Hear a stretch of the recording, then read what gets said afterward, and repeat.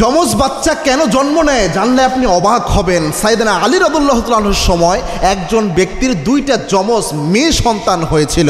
এই জিনিসটা তার সামনে এসেছিল। খুব চমৎকার একটি ঘটনা, মনোযোগ দিয়ে শোনার চেষ্টা করেন। সাইয়েদনা আলী রাদিয়াল্লাহু তাআলা আনহু তিনি কিন্তু অনেক জ্ঞানী একজন মানুষ ছিলেন, যদিও একটা দুর্বল বর্ণনা রয়েছে এরকম। রাসূল সাল্লাল্লাহু আলাইহি ওয়াসাল্লাম বলেছেন যে আনা মাদিনাতুল ইলম, আমি হচ্ছে জ্ঞানের শহর আর আলী হচ্ছে এই শহরের দরজা। বর্ণনার ব্যাপারে অনেকেই এটা ইশকাল নিয়ে এসেছেন এবং সন্দেহ করেছেন বর্ণনাটা সহি না। তবুও এই আলী রাদিয়াল্লাহু আনহুর প্রজ্ঞা, মেধা, এটার প্রশংসা করতেই হয়। বিভিন্ন ঘটনা এটা পাওয়া যায়। আলী রাদিয়াল্লাহু আনহুর জামানায় একবার একজন লোক আলী রাদিয়াল্লাহু আনহুর দরবারে আসলেন, এসে বললেন, ইয়া খলিফাতুল মুসলিমিন, আমার দুইটা কন্যা সন্তান হয়েছে, যমজ কন্যা সন্তান। আমি চাচ্ছি আমার স্ত্রীকে আর আমার সাথে রাখবো না। মানুষ অনেক ধরনের কথাবার্তা বলতেছে, আলী আমি এই স্ত্রীকে আমার সাথে আর রাখতে চাই না। এরকম ঘটনা কিন্তু এখনও হয় যে যমজ বাচ্চা কেন হয়, এরকম অনেক কুসংস্কার আছে। বলে যে যমজ কলা খাইলে যমজ বাচ্চা হয়, এরকম অনেক কথা কিন্তু এখনও রয়েছে। বিভিন্ন ধরনের কুসংস্কার কথাবার্তা রয়েছে যে এটার কারণে হয়তো এটা হয়েছে। আলী রাদিয়াল্লাহু আনহু বললেন, আল্লাহ রাব্বুল আলামিন সন্তানকে বরকত হিসেবে দান করেন।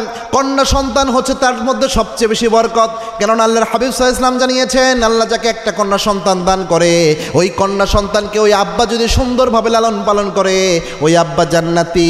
দুইটা কন্যা সন্তান যদি আল্লাহ কাউকে দান করে, দুইটা কন্যা সন্তানকে যদি সুন্দরভাবে প্রতিপালন করে, নেককার পাত্রের কাছে পাত্রস্থ করতে পারে, আনা ওয়া হুয়া কাহাতাইন, ওই কন্যা সন্তানের প্রতিপালনকারী এবং আমি নবী এইভাবে আল্লাহর জান্নাতে থাকবো। সুবহানাল্লাহ। আল্লাহ তাআলা বলেন, তোমার তো খুশ নসিব মিয়া, মানুষের একটা কন্যা সন্তান হলেই খুশ নসিব, তোমার তো একসাথে দুইটা হয়েছে, আল্লাহ শুকরিয়া আদায় করো তুমি, এটা আল্লাহ তোমাকে দান করেছেন। এবং সাইয়েদনা আলী রাদিয়াল্লাহু আনহু বললেন, এই কন্যা সন্তান, পুত্র সন্তান, এগুলো আল্লাহ দান করে, আল্লাহ পরীক্ষা করেন এবং আল্লাহ রাব্বুল আলামিন নিজে দান করেন। ইহাবু লিমান ইয়াশাউ ইনাসাও ওয়া ইহাবু লিমান ইয়াশাউ যুকুর। আল্লাহ রাব্বুল আলামিন যাকে ইচ্ছা পুত্র সন্তান দেন, যাকে ইচ্ছা আল্লাহ কন্যা সন্তান দান করেন। আবার কিছু লোক রয়েছে তাদেরকে কোনো সন্তানই আল্লাহ দান করেন না, ইয়াজআলহু আকিমা, বন্দা বানায়া ঘরে ফেলে রেখে দেয়, বন্দা বানায়া রাখে, সন্তানই দান করেন না। সব কিছুই পরীক্ষা। সুতরাং যমজ বাচ্চা দান করা এটাও আল্লাহর পরীক্ষা। এবং কন্যা যমজ সন্তান এটা তো আরও বেশি নিয়ামত। এটা নিয়ে মন খারাপ করিও না, কোনো কুসংস্কার আল্লাহ তাআলা তার মাথায় আনতে দিলেন না। ওই ব্যক্তি তখন খুশি হয়ে চলে গেল।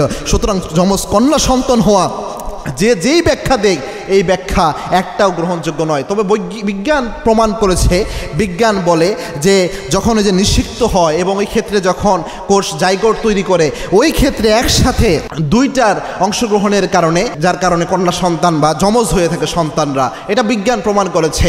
তবে আল্লাহর কোরআনের ব্যাখ্যাই এটা, সেটা হচ্ছে আল্লাহর কোরআন বলে এটা হচ্ছে আল্লাহর দেওয়া পরীক্ষা, এটা আল্লাহর ইচ্ছা। আল্লাহ যাকে চান তাকে নিয়ামত হিসেবে যমজ কন্যা সন্তান আল্লাহ দান করে দেয়।